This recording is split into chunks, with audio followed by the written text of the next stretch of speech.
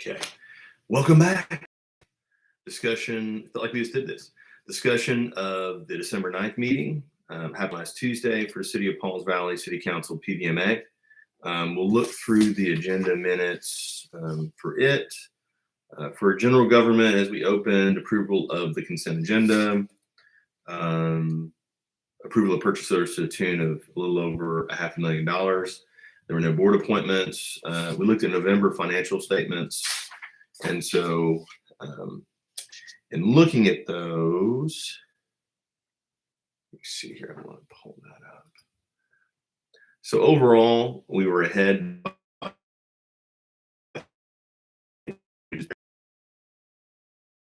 $622,000 in revenue, $548,000 in expense going out. Year to date, revenue versus expense overall for the fiscal year to this point is about $42,000. And so we're doing okay. We're doing better than we were in previous months and certainly in last fiscal year.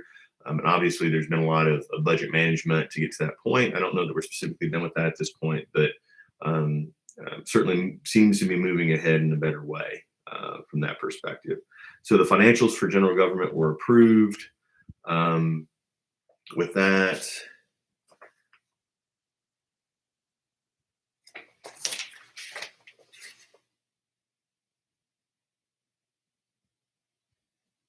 we got an update from code enforcement, and this is where they hit on Arrowhead Building 500. This is where they told us that they'd gotten it has been done, and that the trusses engineers had concern for that, and just they had kind of a sinking and sway. It wasn't the most ideal situation. Certainly, there's a roof on there, but it's not probably the safest in that regard to what's supporting it underneath. And so we're going to bring an engineer in to sort of look at that, an external engineer. And so that whole process was sort of going on. We heard about that from Mr. Brad Smith. I sort of mentioned to you guys about planning and zoning maybe being a little bit more involved. Things with beautification, but then being pushed to planning and zoning for some of these things, or we're having structures of concern that can be torn down or other issues in that relation. As planning and zoning has, probably the most experience and expertise in some of these things, and then they would make the recommendation to council. I would support that type of avenue, and I think that may occur. We'll find out at the next meeting if that's what we're going to kind of move towards. So again, sort of policy premium, standard practice, no big deal there.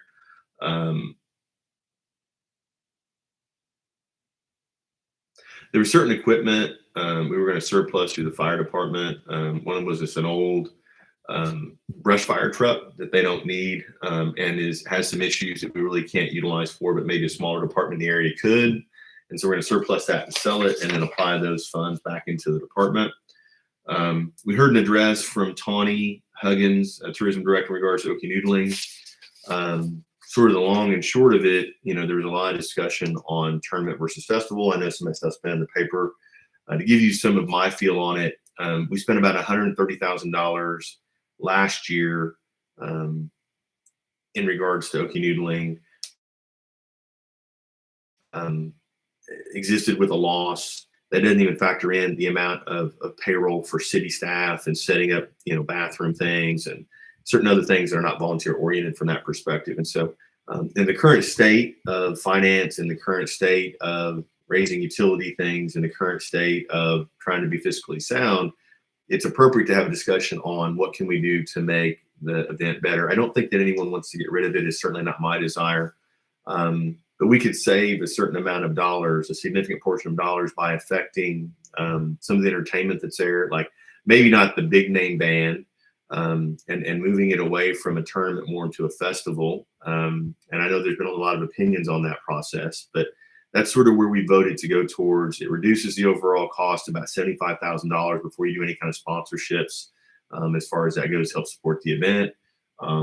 Still holding it in the downtown area. And again, I think still have entertainment, but just not a large name band, as far as that goes. So, and I had said this, I think it's okay to sort of shoot bullets and try things. You got to be willing to do that, particularly in the financial climate we find ourselves in. And so we'll see where that kind of heads to. That's sort of the direction we're heading right now, which is more of a festival. Tournament's a little different in regards to everyone showing up with the weigh-ins and doing that. This will be more of a celebration of noodling and hand fishing. with all the various things. We have speakers, named speakers that would be known to the community and the noodling community. Still bringing people out. There's still be big fish there. It would just be in a different format. So again, we'll learn from the experience of that, I guess, and we'll sort of see what occurs. Certainly open any kind of feedback on that, but there was a specific reason why we did that. And again, the city is not about trying to get rid of the event. And so we'll see where that kind of goes. And so that seems to be the direction we're going to be moving as far as that goes.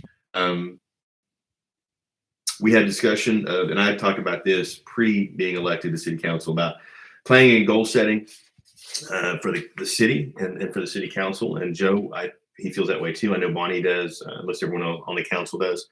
And so we're going to set a date for some planning and strategic planning sort of workshops. These will be public meetings that the public can attend, because we can't meet with 3 or more of us in city council and do any kind of things that are considered a meeting or business in the absence of the public meeting. And so not sure where the location that'll be. I'll certainly share that with everyone once we know. I don't even have a date for that. But again, I think to understand and strategically how we want to position ourselves. I mean, just as a business, we do it on an annual basis to kind of as a guiding document, if you will, of our big rocks and what we value and what we want to focus on. And so I think that'll certainly be there. I'd like to see a survey in coordination with, maybe some for that, either for myself or even from the city. So we'll see what kind of happens there. But good news to see that we're going to be doing some goal planning, strategic planning for the city soon. There was an executive session. No action was taken. There was no additional business in city council business, and we adjourned. Moved to PVMA, approval of the consent agenda. We approved purchase orders to the tune of $385,000. We looked at PVMA financial statements. And so looking through that, a little bit more favorable. We had lost money in the previous month, but you're looking at basically in October, PVMA lost about $93,000. In November, you kind of assume that there were some expenses that didn't get paid in the same month, because it's a pretty low number at $383,000.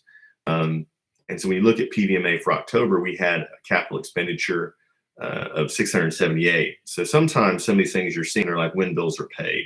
And so I think it's the overall wash of that, like where we are year to date. And if you're looking at like going through November year to date, it shows that we're up about $258,000. And so again, that's probably, obviously we've had some water rate increases. There's some dollars that are going to be funded to do water plant improvements. Obviously, there's going to be a loan associated with that. We have to have a certain amount of revenue to support paying of that debt service. And so I think this is the beginning of that process. And so you start seeing some of those payments when those kick in. Again, I mentioned in the previous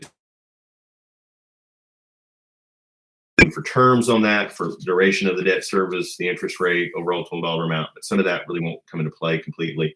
I know we've been approved for the loan. I just don't think that there's no funds transfer or anything like that that sort of occurred. So to be on the lookout for that. One thing that we did sort of talk about through PVMA was the sale of some land out by Longmire Lake. I want to say it's like 100 acres or so. Generation off of that, you're looking at probably $400,000. And it's for land that we're not using. There's no need for us to have it, and it helps address an issue on not a property dispute, but where a boundary line associated with somebody else's property where there's a barn involved. Cleans that up, where there's lack of egress into that property and back, and can't be really used by the city or really anyone else other than the individual that's adjacent to it. And so then we talked a little bit about like how do we use those dollars, and there was a discussion since we're taking on debt service for the water plant, of paying off additional loans to include some fleet vehicles, mowers, some of the golf course equipment that we use to maintain some things out there, and we have sort of like the monthly amount, and so reducing that. And so I think that's a smart thing to do, is to try to lower, and then also to spend about $100,000 on some lake and bathroom improvements. And I know that that would be embraced by the citizens of Pauls Valley. I mean, I hear about that quite a bit in regards to the state of some of the structures out there. Um, and so that's where financial statements sort of sat with regards to that.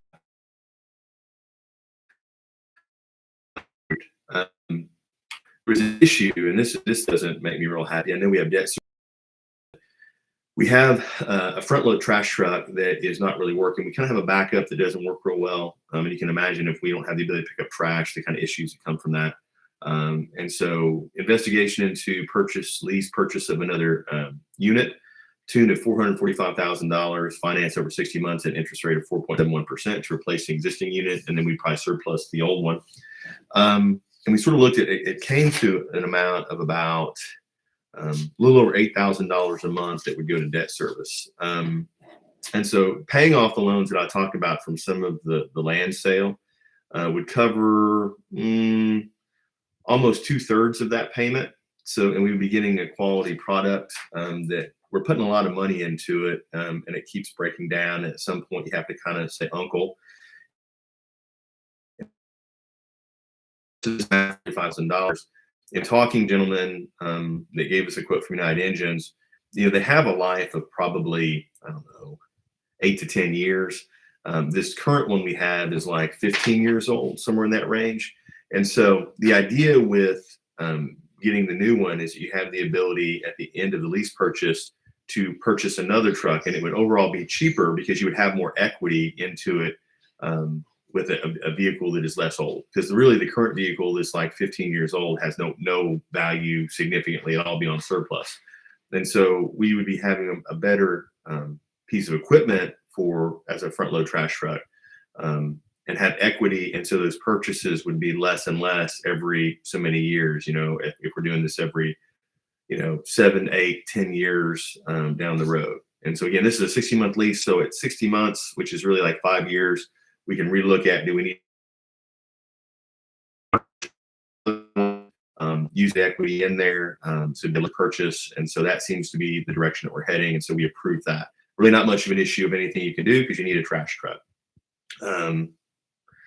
We awarded an OMAG sanitary sewer equipment grant for the purchase. And this is, again, grant oriented. I know people talk about grants a lot with certain things. We have a grant for drones. We got a grant for sanitary sewer equipment grant for the purchase of a sewer camera, $14,000, jetter nozzles and hoses at $5,000 when they're having to bust up things through some of the pipes, miscellaneous tools at $1,000. And so it was a matching grant. So there's a little bit of money outlay from the city.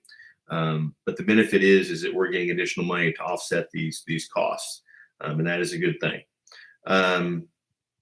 Already talked about the consideration of the pending sale of lake property. We're looking at, in addition to some of the things we talked about in regard to decreasing debt service that I just described, and some of the renovations, to actually purchase a skid steer as well. As many of you guys know, and I've heard it with ditches and with the way that our levees are built around town, that they're very overgrown. Looking at getting a track skid steer with the forestry mulching attachments is trying to chew through some of that stuff, and a grapple rake, and a cost of $155,000. And so we had sort of approved for Joe to look at that. In addition to a 30-foot trailer and a 40-foot trailer to haul equipment at the tune of $25,000 and $35,000 each.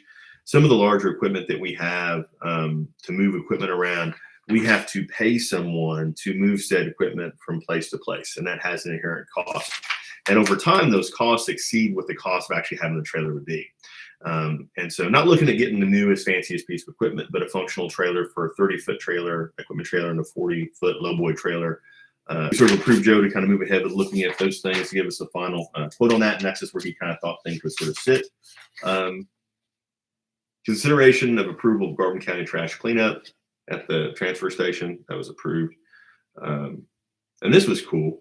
There was, and I love this. I mean, there was like 3 grant things between city government and PVMA over the last few meetings, but we received a grant to the tune of $71,000 for a TDOT grant. So our TDOT to go at the city lake. And so at Longmire, and well, so that's going to be pretty great. So be on the lookout for that. We approved, the acceptance of that purchase for the T-Dock. And so very excited to see it. I know we've been out on dock there for a while. And so again, good to see some of these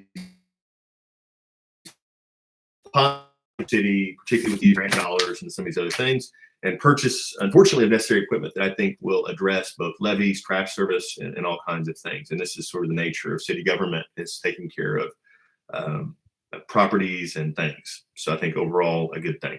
That was the conclusion of PVMA, and so we adjourned. I don't think, I need to look and see. I don't think normal cadence, we would have meetings every 2 weeks. I don't know that we have a meeting next Tuesday. If we do, I'll post it. Holiday schedule is a little different. I'm not as used to it. We just had one meeting in November. Let's go have one meeting in December. If we end up having that meeting here next Tuesday on the week of Christmas, I'll post that with the associated agenda, but I don't believe that we do. And if that was the case, it'd be the second Tuesday in January would be the next. So be on the lookout for all the things. I know with Christmas in the Valley, we're having a community sort of video and photo thing tonight. So hopefully some of you guys can be really great. So if you have a chance, get out there. I think they have some mini cow photos and some other things, hot chocolate, free cotton candy, photos with Santa, bounce house, snowball fight, the whole 9 yards. So get out there and sort of enjoy the last of what will be Christmas in the Valley before Christmas next Thursday. Hope you guys all have a great finish to the Christmas holiday. Hope everyone has a Merry Christmas and finds joy in their season and enjoys time with family and a little bit of time away from work. So I will talk to you guys soon. Thank you.